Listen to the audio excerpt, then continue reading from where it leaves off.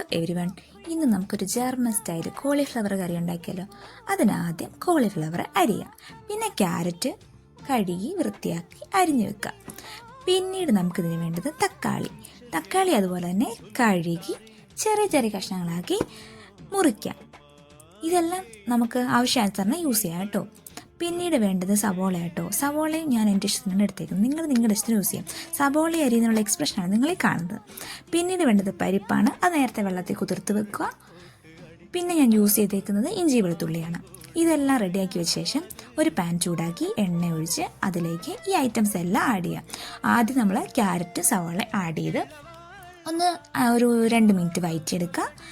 പിന്നീട് അതിലേക്ക് cauliflower add ചെയ്യുക, കൂടെ പരിപ്പും ആഡ് ചെയ്യുക. ഇതിനകത്ത് വീഡിയോ ആഡാക്കാൻ മറന്നുപോയി. ഇതെല്ലാം ഒന്ന് മിക്സ് ചെയ്ത് നമ്മുടെ കാഷ്യൂ നട്ട്സും അതിലേക്ക് ആഡ് ചെയ്യുക. ഇതൊക്കെ ഒരു 10 മിനിറ്റ് വേവിച്ച ശേഷം നമ്മൾ അതിലേക്ക് ഗമ്യൂസെ ബിറുഹെ എന്ന് പറഞ്ഞ സാധനമുണ്ട്, ജർമ്മൻ സൂപ്പർ മാർക്കറ്റിൽ കിട്ടും. അതൊരു വെള്ളത്തിൽ കലക്കി അതിലേക്ക് ഒഴിക്കുക. ഇതെല്ലാം ഒരു 5 മിനിറ്റ് തിളപ്പിക്കാൻ വെക്കുക. നമ്മുടെ തക്കാളി ആഡ് ചെയ്യുക. പിന്നെ മെയിൻ ഐറ്റമാണ് നമ്മുടെ തേങ്ങാപ്പാൽ, കോക്കോൺ മിൽക്ക്. ഇത് നമ്മൾ ആഡ് ചെയ്യുക. നമ്മൾ വെള്ളത്തിന് പകരം ഇതാണ് യൂസ് ചെയ്യുന്നത്. ഇതെല്ലാം തിളച്ച് വരുമ്പോഴത്തേനും നമ്മൾ ഉപ്പ് ആഡ് ചെയ്യുക. എന്നിട്ട് അടച്ച് ഒരു 10 മിനിറ്റ് വേവിക്കുക.